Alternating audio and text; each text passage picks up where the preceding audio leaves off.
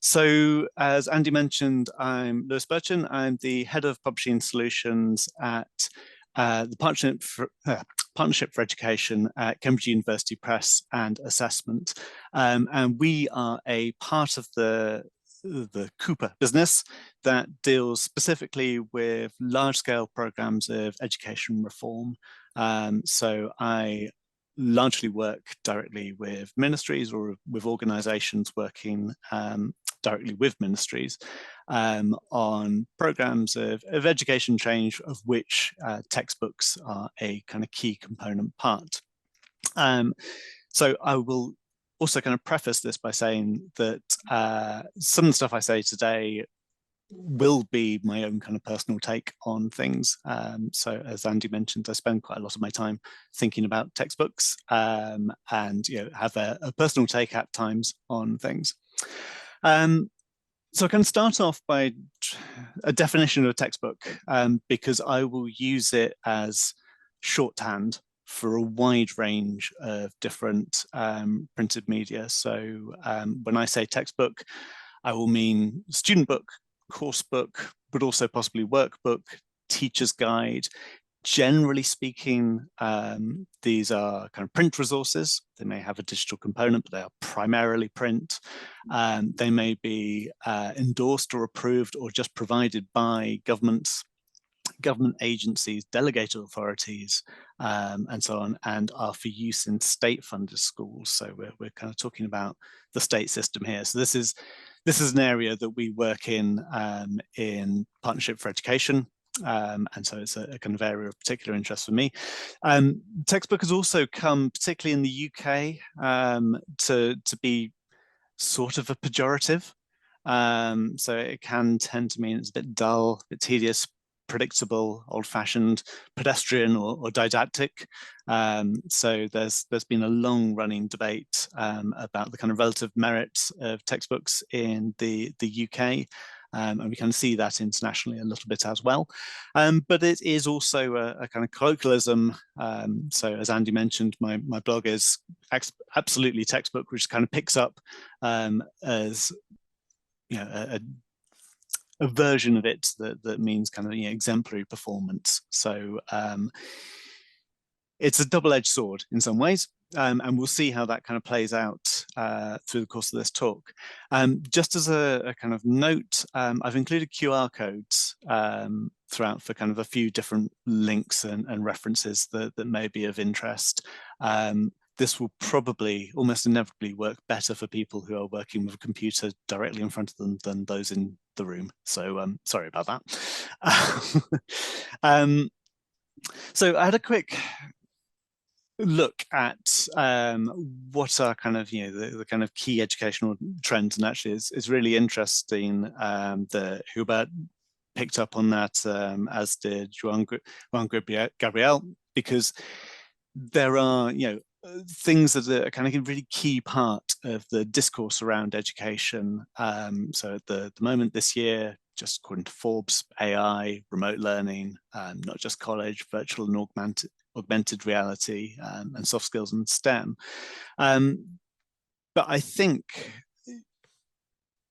actually textbooks, good old-fashioned textbooks, do tend to stir up perhaps even more animated conversations and actions and reactions than some of these kind of top trending topics. And so part of the purpose of kind of starting up Absolutely Textbook was to really kind of look a bit more at how people were reacting to textbooks. So as we know, actually from the presentations so far today, so Juliet certainly touched on this, as did Juan Gabriel and Hubert. There's a load of really good, really high quality research that is going on into what makes good quality textbooks and how you can improve the quality of textbooks. I will add a note here, of course, from my colleague Tim Oates, who has done some really influential work here in the UK, but also internationally, around the importance of textbooks. So in 2014, he caused a bit of a stir in the UK with his paper Why Textbooks Count, but that was followed up by a Cambridge approach to textbooks, which kind of sets out a lot of the kind of research-based approaches that we take and we embed within our teaching and learning materials. We know that textbooks are kind of play a key role in top performing jurisdictions for PISA and TIMSS, but we also know that not all textbooks are equal. So some are great, some are not great, and some are kind of somewhere in between. So what I've kind of set out to explore over the last year and a half has been, yes, we know a lot about what makes a good textbook, what it should be doing, but actually what are the things that get in the way of it being able to do this? And so I want to kind of talk you through in this presentation some kind of case studies about what gets in the way, namely politics, of a textbook being able to do and kind of fulfill on this promise. So first, I think it's important to understand what a textbook represents to a policymaker. So a Minister for Education, but also a politician. For many, it's a visible representation of the curriculum. It's a thing that they can point to and say, well, I did that. It can be a really good investment. So actually in South Africa, there's been a long-standing national policy around providing textbooks to schools because of the value it is as an investment and return it gives on student learning. It sets out a kind of minimum standard of education. So again, kind of going back to those teachers in rural communities who may not have had the teacher training or may not have had exposure to quite as much teacher training, it can provide a really useful crux. There's, of course, a question there about how you deal with kind of multi-grade schools and particular challenges about that. For some education policymakers, it provides control. And actually, you want to be able to say, right, this is what is going to happen in classrooms, and we'll kind of look at ways in which that control kind of manifests itself. But it also provides a legacy at times. It's something for a politician to kind of say, well, this will last on beyond me potentially. So this picture here is from the Bangladesh Textbook Festival. It's a big event each year. Well publicized, and it also kind of presents a bit of a deadline for publishers to be able to get books out to schools, because if not, then that automatically kind of creates a bit of a political storm. So textbooks can be a tool for domestic politics, and we've seen this over the last year and a half or so in the US. So Ron DeSantis has really strongly aligned himself in Florida with various quite right-wing approaches. So he launched the Stop Woke Act, which stands for Stop Wrongs to Our Kids and Employees, which has been his kind of platform for really giving quite a heavy kicking to what's being taught in schools. So there was an example last year where a bunch of maths textbooks were rejected, very publicly rejected. And DeSantis was about kind of making a big stand around this. And it took a little while for the reasons, the kind of actual concrete reasons for the rejections to come about. And it largely kind of boiled down to social emotional learning. So if you can see from the example on the left here, you've got, in potentially quite small text, a kind of comment about having a growth mindset, and then understanding your feelings about, how you feel about mathematics. And then on the right, you have a kind of case study around equal pay.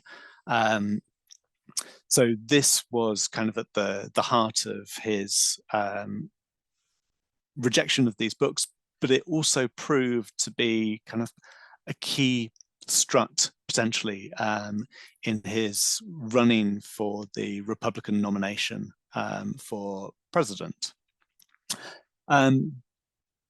But you can also see that the success of that particular approach has started to spread. So it's kind of changed the discourse in the Republican Party and the way that they approached nominations and elections. So here is a kind of an example from earlier this year of a Republican candidate for Missouri governor vowing to burn books, claiming that the books used in Missouri schools were trying to brainwash kids, and he'd have no fear of burning them. And actually, there's a long tradition of this. So if you have access to the BBC iPlayer, I'd heartily recommend, I think is episode 2 of John Ronson's podcast series, Things Fell Apart, which looks at a school board textbook controversy from the 1970s. And you will see a lot of kind of common themes that have been kind of playing back ever since. But of course, textbooks as part of domestic policy are also a kind of chance for governments who are new to power to start stamping on their own identity. So Mexico's current government came into power as the first left-wing administration for 70 years. So they genuinely kind of see this as a once-in-a-lifetime opportunity to make a change and potentially kind of embed their position. However, their term has kind of largely been taken up with dealing with COVID, which hit the country quite badly. Schools have been closed for a really long period of time, but they announced in 2021 that there would be some new textbooks that would seek to purge authoritarian discourse, very clearly a political project. The next year, a first batch of books started to come into schools, celebrating the left-wing victory, but also kind of deriding the years of the right. And then earlier this year, the full batch of books made their way into schools. And they embodied a really radical shift actually in the curriculum. So they started to dissolve some of the traditional distinctions between curriculum subjects, started to introduce gender-neutral language. They had a strong kind of anti-capitalist element.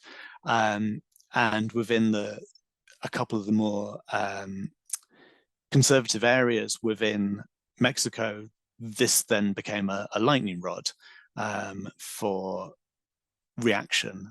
And so once more, the books were burnt. There is an election coming up next year. So on the one hand, this is something that a government can point to and say, look, it's what we've done. But bringing in this kind of change and just sort of announcing this at the start of the school year is no way to make an impactful educational change. Take the politics aside, if there is a good kind of basis for this kind of change, it needs to be sown well with teachers who are going to be responsible for delivering it. They won't have had any time for teacher training, they won't have had any time for preparation for this kind of thing. So actually, in effect, this is a real lost opportunity because the books will probably have negligible effect. Textbooks can also be a tool for foreign policy. So when Russia invaded Ukraine in late February 22, in fact, shortly after that, Putin expressed his displeasure, the fact that there are multiple history textbooks offering slightly differing accounts in Russian state schools. And his vision was that there would be something more definitive. In the lead up to the invasion, Putin had made a very specific use of history and kind of framing Russia's relationship with Ukraine. So it's very clear from the outset that this wasn't just going to be a neutral history, it was going to be a very partisan history. So a year later, a year after the announcement was made that there would be a new textbook, there was this launch in August 2023 of this unified, definitive approach to school textbook, school history. And of course, part of that is very much the kind of framing of Ukraine and Russia, and Russia's take, official state take on their history.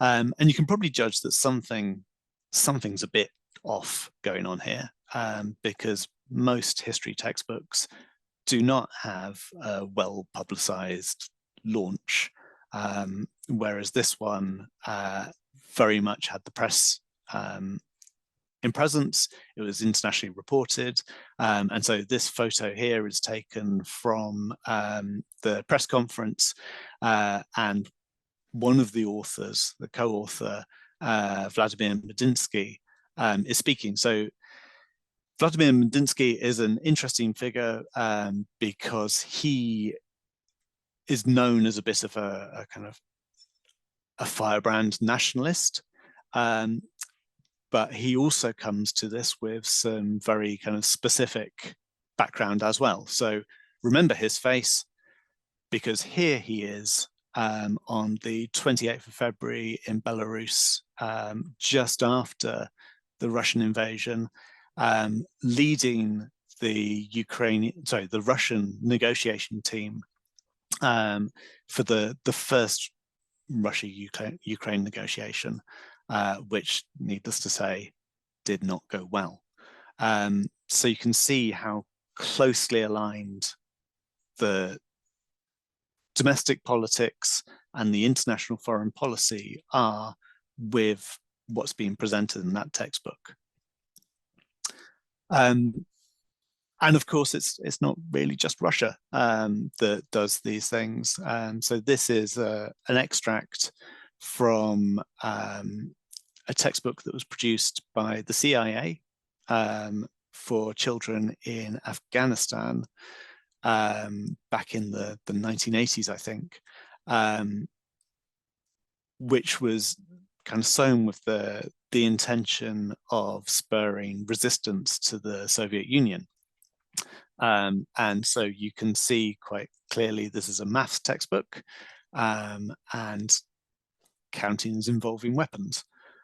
So very kind of closely linking military action and kind of potentially violent reaction to the content of the maths curriculum. But textbooks can also be a tool for peace. So this is a photo from one of the workshops that we ran with textbook developers in Ethiopia. So the project we worked on in Ethiopia was funded by UNICEF, and a kind of core part of that was that, yes, there was a curriculum reform, there was a kind of change in the perspective of how the curriculum was going to be taught in classrooms. It was a step change, but also it would integrate peace education and kind of characteristics of peace through embedding tolerance, embedding kind of awareness and respect for other tribes and communities within Ethiopia. And so we integrated that within the training for the textbook authors. And this was during COVID. So the there were a lot of workshops that were done remotely, but it was crucially also around the time that there was a very kind of significant flare-up with Tigray and Tigrayan forces in the north of the country. So it was a very live issue as we were working on the project. So I'm now going to try and talk sensitively about what's happening in the Middle East between Israel and Palestine at the moment. And so for the benefit of anyone watching this after the event, we're recording this not quite 2 weeks after the horrific attack on 7th of October. At the moment, violence is escalating. There's a humanitarian crisis. We don't quite know what's going to happen next. And my aim here is to be neutral, not take any sides, and not kind of get into any of the detail of that. And also to say, you know, if you are affected by this, you have, of course, sympathy. You know, there's a huge amount of innocent civilians on both sides caught up in some fairly horrific circumstances. But this does kind of link us back to a story about textbooks. So the European Union is one of the funders of the Palestinian Authority through various aid routes and aid packages. And like many kind of aid packages, there's a strand of work that is around education. And so the European Union commissioned the George Eckert Institute to conduct a review of the textbooks produced and provided by the Palestinian Authority. And I believe I'm correct in saying, I think we have some people, or at least one person from the GEI in the Zoom today, so actually may be able to give more information than I can. An interim report was submitted and it was kept kind of closed within the EU, but there was a concern raised that the report did not or hadn't reviewed the correct textbooks, and so naturally in the UK, anything to do with the European Union amongst a kind of certain portion of our media becomes absolute catnip. So the Mail was very quick on this. But then when the final report was released, an organization called Impact SE, which reviews textbooks in the Middle East, but not exclusively in the Middle East, was very quick and vocal to say that, you know, the issues raised by the report highlighted long-standing issues with the textbooks produced by the Palestinian Authority, and Marcus Sheff from Impact SE started petitioning the European Parliament to withdraw or withhold funding from the Palestinian Authority. And eventually that is what happened. So for a period of time, the EU withheld funding from the PA. And that was reported, as you can see here, kind of throughout the media. There are concerns that despite this withholding of funding, the textbooks remained unaltered. But in 2020, the Abraham Accords were signed. So obviously facilitated by the US. And that set in train a number of moves towards what's called normalization of relationships between Israel and countries in the Middle East.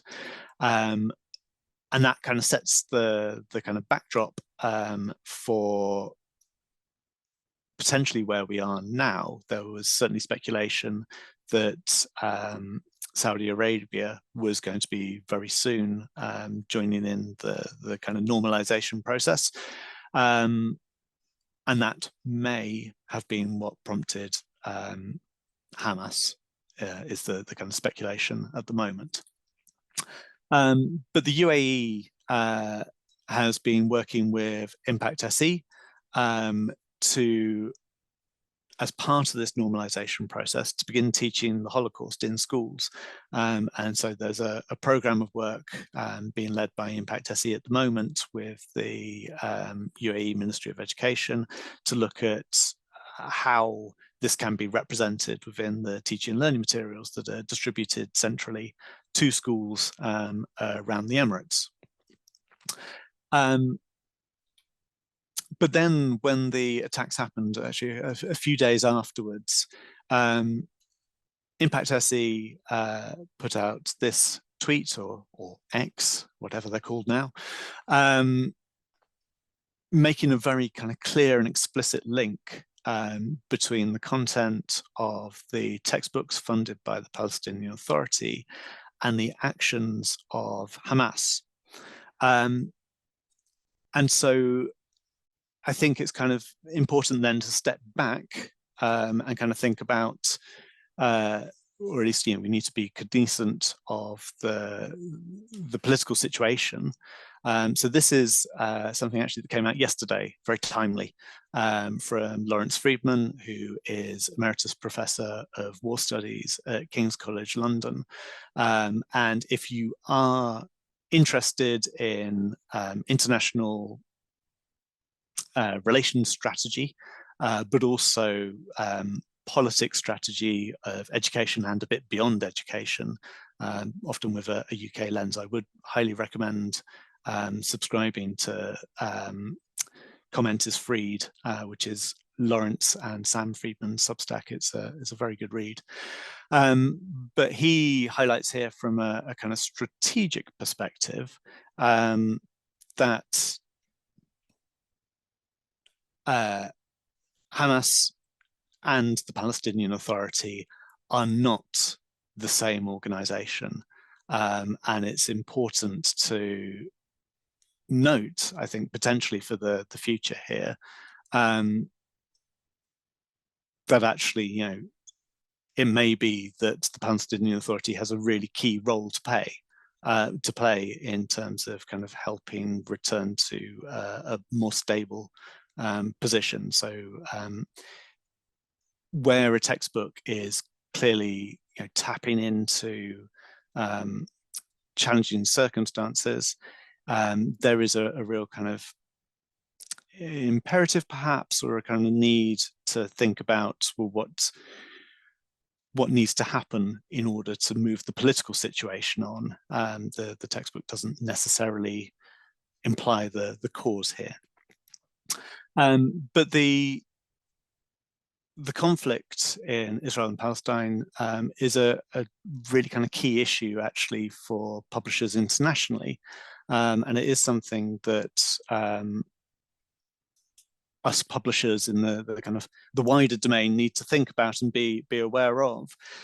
So there's a kind of an interesting example from a couple of years ago now, where Pearson withdrew their GCSE textbook on the Israel-Palestine situation because they got caught up in the middle of two pressure groups. And actually, when I looked into it, one of the pressure groups had developed a bit of a playbook, and Hodder also got caught up in this. And it's the kind of challenge, I think, that many publishers aren't really that well set up for. In the end, Pearson kind of outsourced the content about the conflict in Israel-Palestine to an organization called Parallel Histories, who specialize in this kind of conflict education. So we've kind of seen that textbooks may have well-sequenced content and effective evidence-based pedagogy. You know, they may be really effective devices for teaching and learning. And they may also be a component of political discourse, whether willingly or unwillingly. And they may have the intended positive impact when used in schools. But really, if we're to try and get there, we need to think about how to kind of hit this segment that intersects between high quality and high impact without touching into the political discourse and kind of becoming a political tool. And I think that's kind of the next stage of thinking that I want to do, certainly through Absolutely Textbook. But we've been looking at this quite a bit in Partnership for Education. You know, how do you have real impact in an education system? So typically in an education system, you will have a minister or a kind of group of ministers who have really high influence, but they're only kind of one or two individuals. Around them, you'll have civil servants who will also have very high influence, but they're very much not, you know, the kind of breadth of the system. And then federal bodies and school chain managers and head teachers and teachers, and then students right down the bottom of the pile. And you will see kind of perhaps versions of this throughout every different education system, where, you know, different levels of centralization, but broadly speaking, if you've got a policy or an approach that's kind of set out at the top, there's always the real challenge of how do you get it down to the audience towards the bottom, or the kind of users of that policy, so the teachers and head teachers, without the policy falling apart.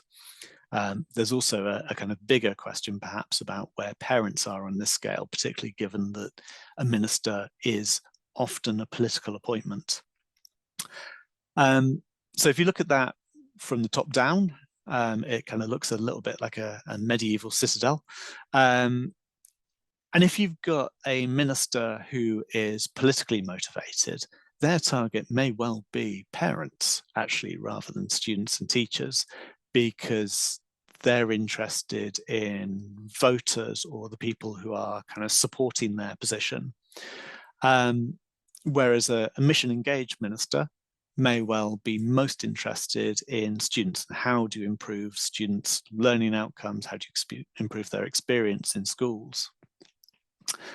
And so we've seen kind of three methods of implementation. Juliet, I think, talked a little bit about, you know, how do you get from that kind of policy to actually what happens in the classroom.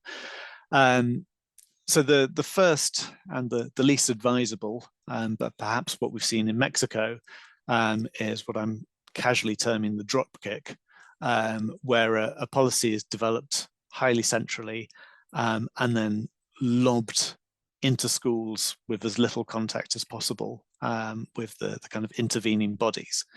That achieves an aim in the sense, you know, if you think back to the Bangladesh Textbook Festival, you get books on desks, you get the kind of political benefit of having had your policy into schools, but the chances of it being implemented or being implemented in the way that you intended are rapidly reduced.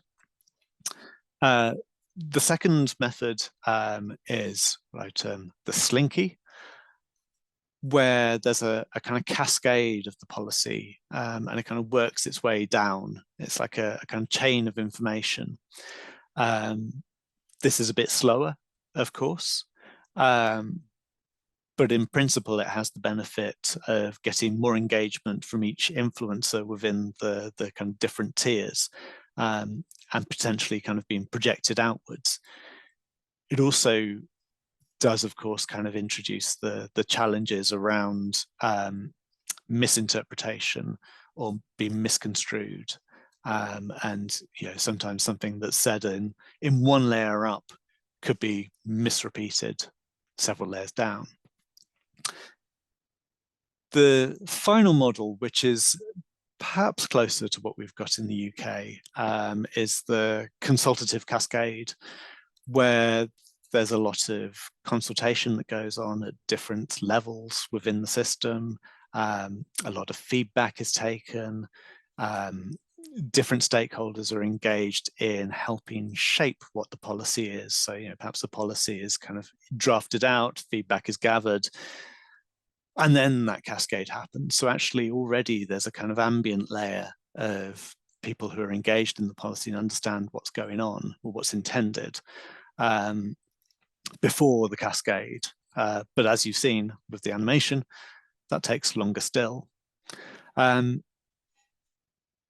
No, I think sometimes of the UK as a stable political system, but anyone who's been following UK politics of late will know that's not necessarily the case. So this is a kind of interesting chart of the education secretaries over the last 30 years. And you can see the last couple of years, we've had a pretty torrid situation where we've changed secretary several times within a year. You know, 2022 was a golden year for secretaries, including Michelle Donnellan, who was in post for about 48 hours. So actually, if you're a policymaker and you're ambitious and you're looking to go on to a wider political career, this level of change is a real challenge, because it means that you either have really high level of policy churn as each new policymaker comes in post. They want something distinctive that's left as their legacy, or you have a consensus. And you know, the last big round of curriculum change in the UK coincided with around the kind of end of Michael Gove's tenure, and his big focus during the period of time that he was in the Department for Education was around a really substantial curriculum reform. We haven't had anything quite like it since. Whether as we go into election year, we're going to start seeing something that starts unpicking that or not, we're yet to see. We're waiting eagerly for various manifestos to be released at the moment. And so I was going to say, until maybe a couple of weeks ago, that actually the future perhaps for education policies is around building consensus, and actually, you know, maybe we should look at monarch butterflies, which take, you know, 4 generations to complete one migration cycle. If education becomes a kind of cross-party initiative rather than something that is deeply partisan, it stands more chance of being developed for the long term. But then this happened.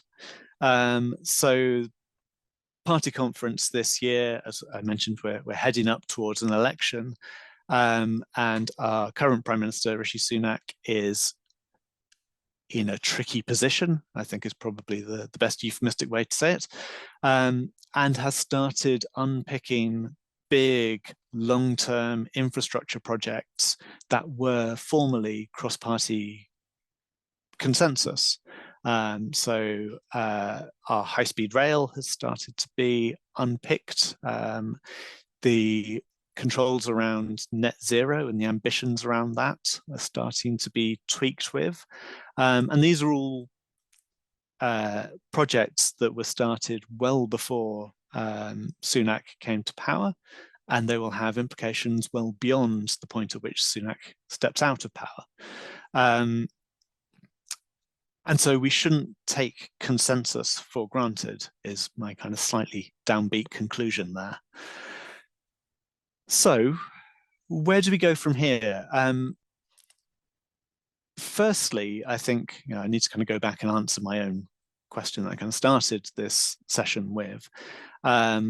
What are textbooks good for in the 21st century? Yes, they can be effective tools for high quality education.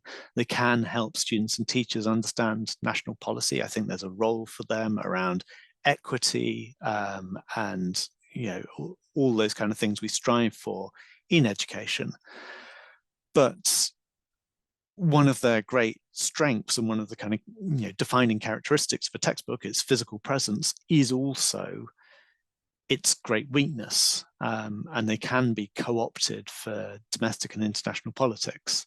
And we need to find a way of engaging with education and with policymakers in a way that perhaps lessens that.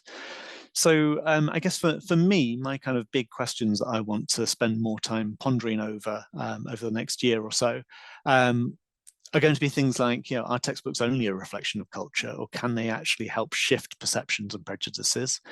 How can publishers better navigate complex politics? How can we avoid kind of getting caught up in the middle of these things so that our resources become less impactful?